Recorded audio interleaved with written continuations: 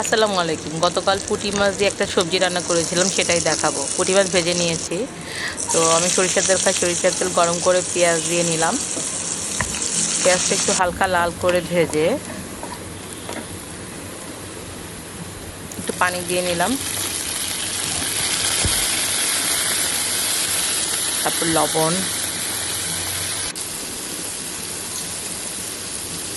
হলুদ,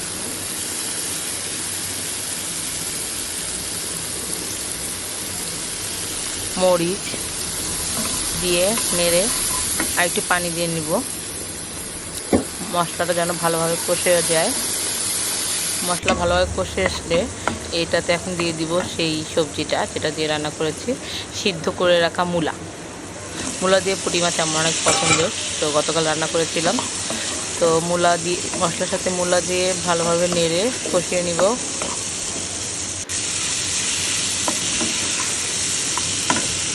কালারটা সুন্দর আসছে না। তারপর কষানোর পর পানি দিয়ে দিব,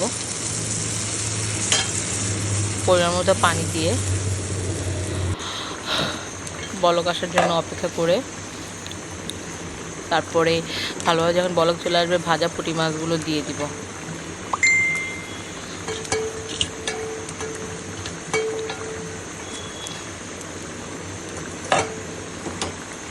পরে ঢেকে দিব।